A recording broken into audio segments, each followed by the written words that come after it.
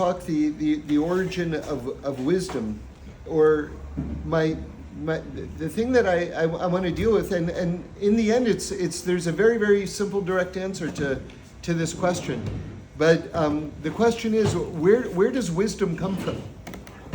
That's the subject. Where does wisdom come from? And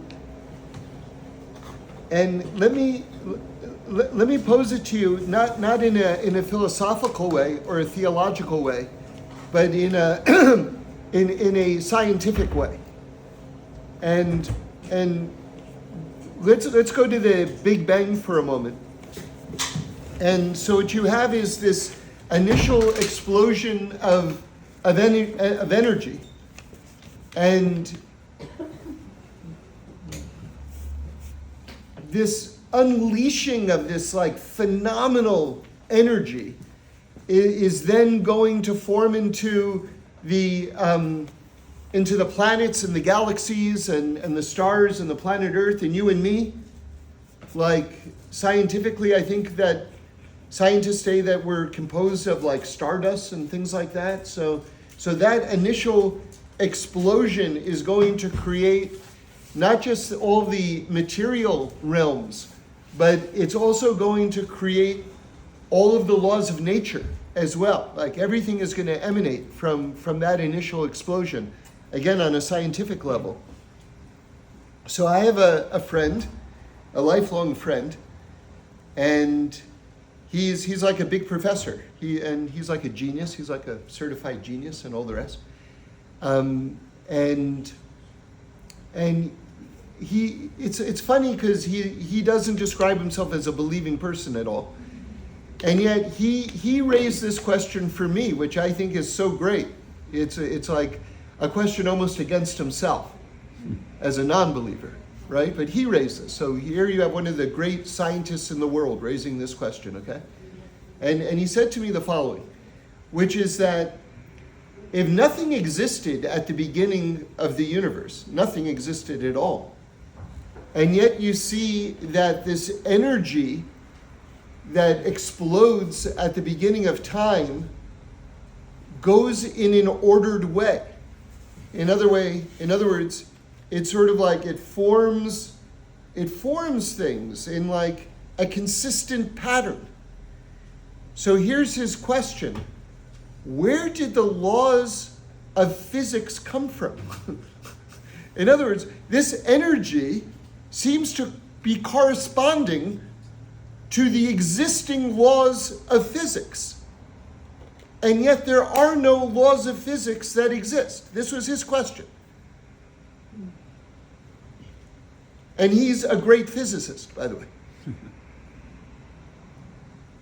So this is, if you think about it, this is like quite amazing and quite cool, because you've got an explosion and it's all going in this very orderly way. But how? Because there are no laws. It should be completely random. And then, okay, so then if you say well, that's fine. Let's just say it randomly formed everything around us. But what you have is an ongoing level of consistency. So, which is the opposite of randomness. In other words, even if it did randomly form everything we have around us, why has it stayed so consistent? In other words, because it is adhering to laws of physics and laws of nature, but there were no laws of physics and there were no laws of nature. Does everyone hear the question? Is everyone following? Yes? Nod your head so that I know. Okay. Is anyone not following? Okay. So what that seems to suggest is that there were laws in place before the universe. Because those laws were there, which set the patterns of where that energy would travel and how it would form. So that means that they have to have been there beforehand. So So there's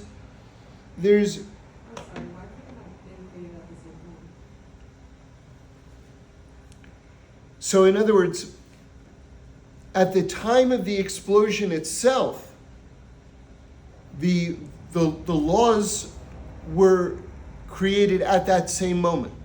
But so we're going to say something a little bit different, but that is a good question.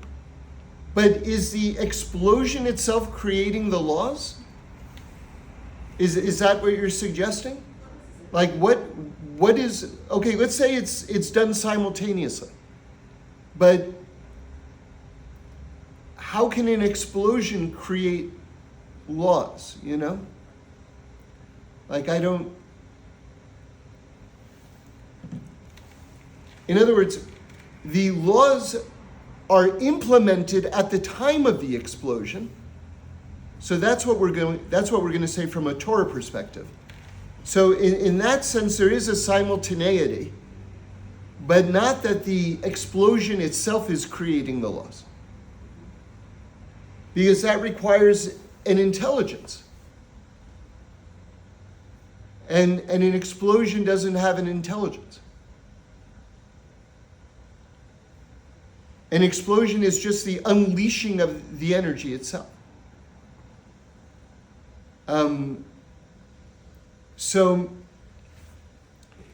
So we have a pasuk, and I'll just give you different illustrations of this. And this is from Eov.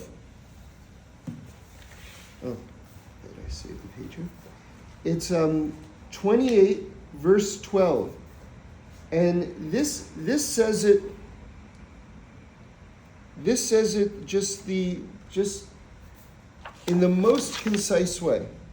And then I'm going to give you just different illustrations of this same answer as they appear in different places in the Torah. Okay? So it says,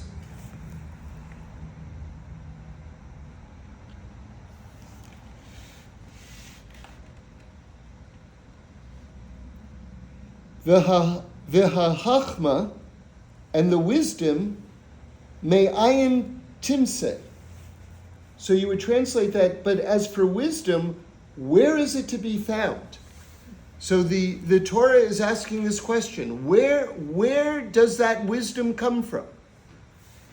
But if you read it in a more Kabbalistic way, those words, it's not a question, it's an answer.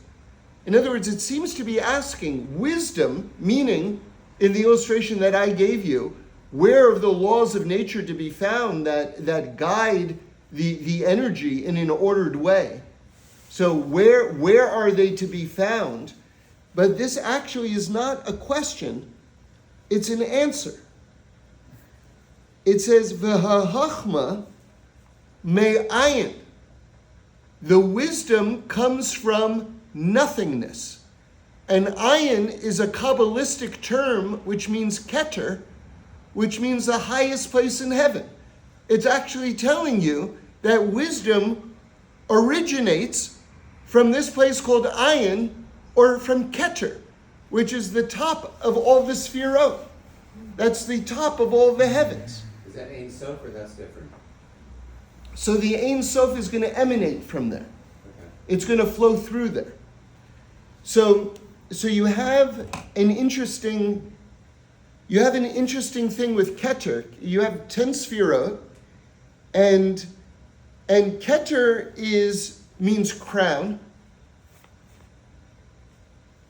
And a crown goes above your head.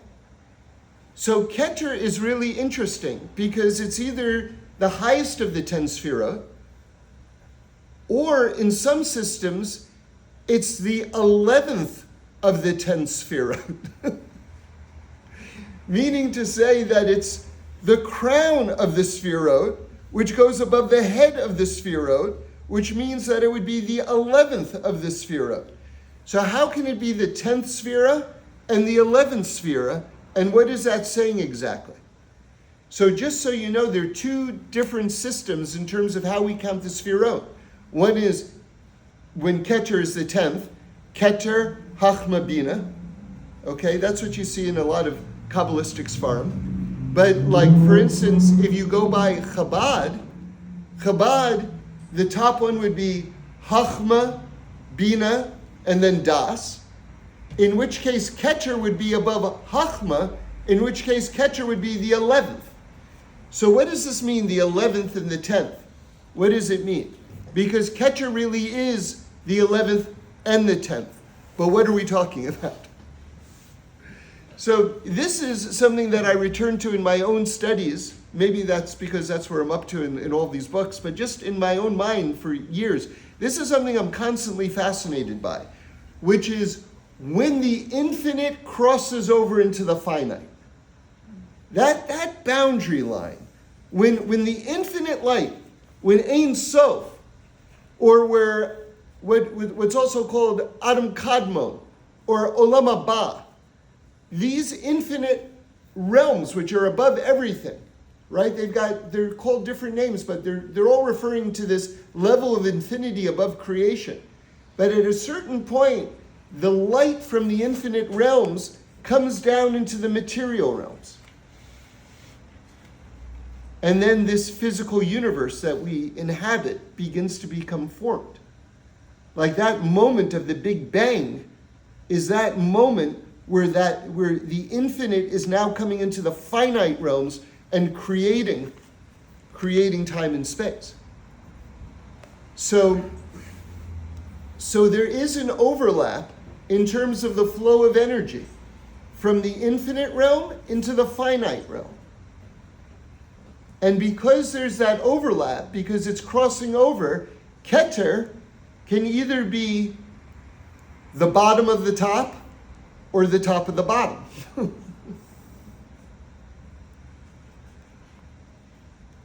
Because that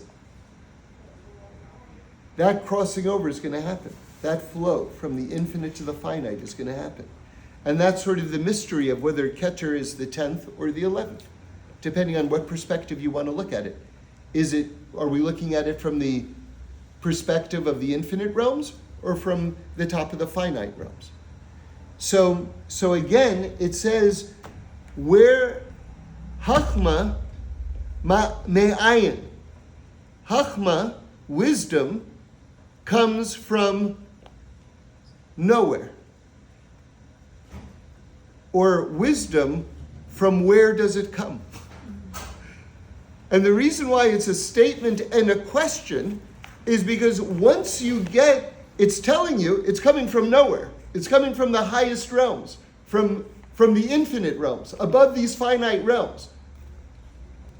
But at the same time, interestingly, it's posed as a question because once you get to those realms, you have no idea. You can't even begin to know. So isn't it interesting that the very location and definition is a statement and a question? Because we know where it's coming from, but we're being told that you know, but you don't know. You know, but you don't know. So let me give you another example of this, and this is from the Vilna Gaon. This is a prayer that we say all the time. You know, whenever someone is sick or if there's trouble in the world or whatever it is, there's sort of like a go-to psalm that everyone begins with, and that's Psalm 121. And we say, Shir Lamalos, Esainai El Harim, Ma'ayin Yavo Ezri. So it's a song of ascents, and I lift up my head to the mountains. From where will my help come? So it's this aching plea. God, save me. Where's my help coming from? But the Vilna Gaon reads it from ayin. From nowhere is my help going to come. In other words, it's this incredible acknowledgement that God is so beyond us, and yet out of nowhere, God is going to make the phone ring. Or out of nowhere, there's going to be a knock at the door. Or out of nowhere, you're going to run into the person you need to run into in the supermarket. That's how you're going to experience it. It's going to come from out of nowhere. One of the deepest things I ever heard Reb Shlomo say is the world doesn't work in a 1 + 1 = 2 way. That is so simple and so completely brilliant at the same time. What is contained in that statement? The world doesn't work in a 1 + 1 = 2 way. Or, I heard him say another time that 1 + 1 = 1. Meaning to say that you can add up everything in the world, but it's still all God. Right? 1 + 1 = 1. In the end, it's all one. It's all God in the end. You can come up with whatever explanation you like, but in the end, 1 + 1 = God.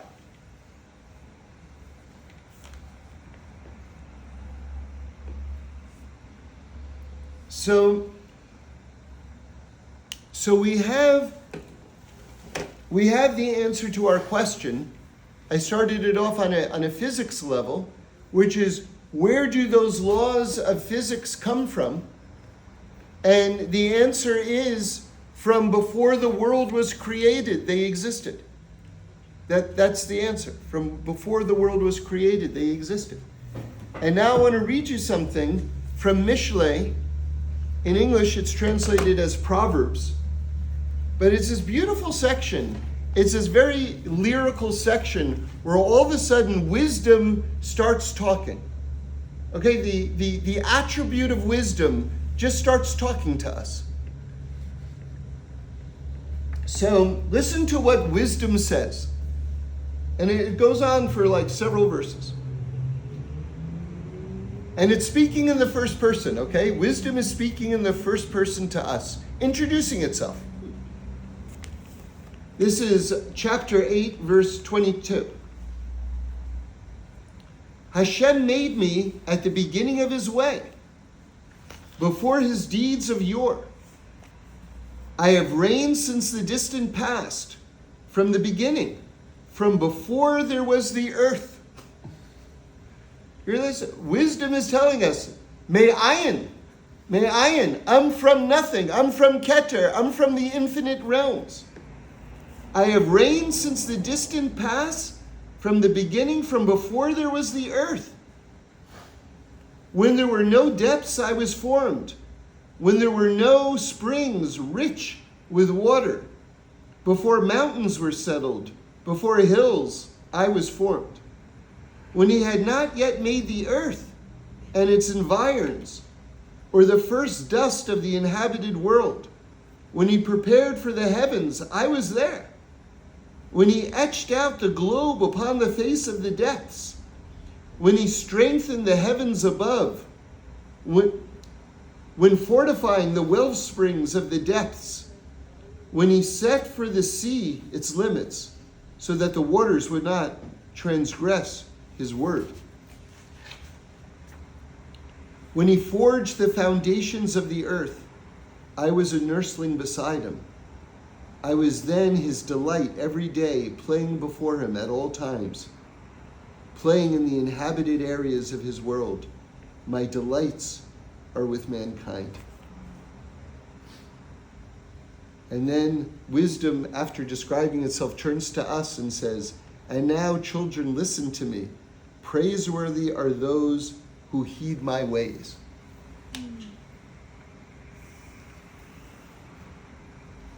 How much do you love wisdom? Wisdom is like, wow, nice to know you, wisdom. I would like to be friends with you. And clearly you want to be friends with me. So that's great. What a fantastic relationship. So here's the thing that we have to know about wisdom, which is that it's above our ability to comprehend. It makes itself accessible to a certain extent, but we have to be very respectful of wisdom. Because, I always like to quote Vladimir Nabokov. who said about his novels, "Please don't understand me too quickly." Like, we have to be in awe of wisdom, because a lot of wisdom is revealed, but a lot of wisdom is from MINYAN, is from above that which we can even attempt to fathom. So we have to be very respectful of Torah, which is the ultimate wisdom. So I'll tell you something. When I first started learning Torah as an adult, and I'd hear something that I didn't like, I'd go, "Oh, that's, and I'd probably say something very disrespectful. Oh, that! And I'm sure you meet people who, when they hear something, a medrash or something like that, that doesn't jibe with the way they like to see the world, they dismiss it, and sometimes in a very disrespectful way. And I'll tell you, for me, a big turning point in my life was when I stopped doing that. And when I'd hear things that I didn't understand, I'd say, or that I didn't like, I'd say, "You know what? I clearly don't understand it." That I would then use that way of phrasing it. And then I'd look into it more and I'd think about it more. And then almost invariably, I'd be like, "Oh, okay. I see the wisdom in it." It might be uncomfortable because a lot of times one's lifestyle doesn't match the wisdom of the Torah yet. And so we kind of take it personally and we get defensive. And we don't want to accept it because it creates a tension in our life. But it's okay. God is very patient. God gives us time. God, don't be threatened by it. Just go, "Okay, I'm not there yet. It can be true. I'm not necessarily up to that point yet in terms of my spiritual journey. I hope to get there one day. I'm not there yet." But that way you don't have to feel reactive or threatened by it. You can accept it and you can go, "Okay, I'm not there yet." And that way you make room for your own personal growth, but at the same time you don't reject that which is divine. And that's a way to maintain harmony and emotional balance as you go down these divine pathways, basically. So there's a teaching that I love. It's a verse from, I believe it's Yeshaya, and I think that it's just so good to keep in mind at all times. God says, "My thoughts are not your thoughts, and your ways are not my ways." And we tend to think of God as a smarter, stronger, better version of us. But that is a mistake. God is beyond, beyond, beyond, beyond, beyond. And I'll just really end with this, which is, I think, if you want to divide up humanity, you could probably do it a zillion different ways, but I'll give you one way of dividing up humanity, especially in our current zeitgeist, and especially, where science is really looked to as a religion. And there's even a word for that, by the way, and it's in the dictionaries, believe it or not. It's called scientism, which is basically a belief in science. Like, you believe in science as though science were some sort of divine entity, right? Like, science is a repository of wisdom, but science is not a God. And you have to really kind of search your own heart and mind. To what extent do I attribute divine powers to science, as opposed to understanding that it's just a lot of factoids, right? So here's the division.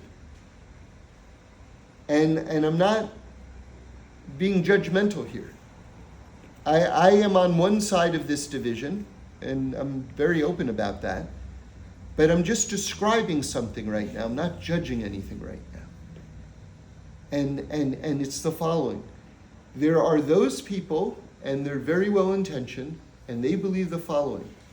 All questions will ultimately be answered. We just don't have all the information yet. But we'll get there. We're not there yet, but we will get there because the answers are there, because the science is there. And then there's another group of people who say, we will never know. How can we ever know when God is infinite? And where wisdom, where does Chachma come from? Me'ayin, from Keter, from the infinite realms. My brain is a creation of God. My brain is finite compared to God. You know, someone said something to me when I was, maybe 22, and it changed my life. He said, "Can an ant outthink a man?" And I said, "No." And then he said, "Well, then how can man outthink God?"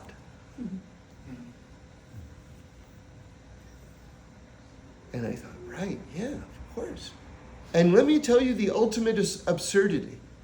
God creates our minds, and then we use our minds to tell God what he's capable of and what he's not capable of. That is absurd. It's absurd. Let me tell you something else. Logic is a creation. Logic is the name of the platform that God hardwired our minds with. It's a very useful platform, and you can get amazing things from logic. Amazing things. You can send people to the far reaches of outer space with logic. It's incredible. You can cure disease with logic. Like, logic is amazing. But it's a software platform that our brains operate on. God is not limited by logic. Logic is just one of the many things that God created, just like he created squirrels and lemonade. And logic. One of the many things that God came up with. He's not limited by it. And I'll really just end with this one thing. It's another way of saying everything that I've been saying, but coming from a different point of view. You know, I always tell you that the Zohar says that the whole Torah is contained within the first word of the Torah. Everything's contained within the word Breshis. And, you know, in general, when you study Torah, everything is worlds within worlds within worlds within worlds within worlds, you know? Like if you study like atomic structure and things like that, everything is worlds within worlds within worlds within worlds. And the same thing with Torah. So that means that basically everything is going to be, if the whole Torah is within the word Breshis, Breshis is within the first letter of Breshis, within the base of Breshis. So the first letter of the Torah is introducing you to this entire dimension, this entire realm, reality that we inhabit. It's all contained within the base of Breshis. And base is the number 2. And so basically what God did when he created the world was he seamlessly merged 2 separate orders. One was the natural order, and the other is the supernatural order.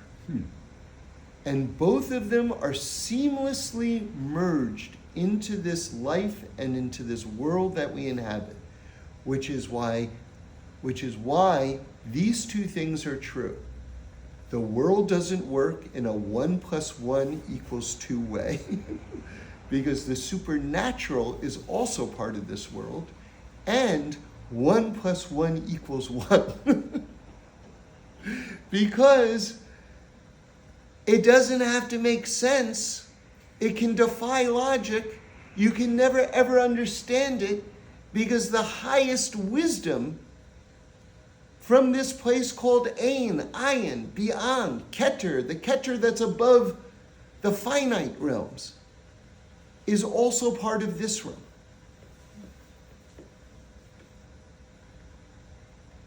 So, wisdom wants to be your friend. Make friends with wisdom. But be a good friend to wisdom. Be close to wisdom, but also respect wisdom. Respect it.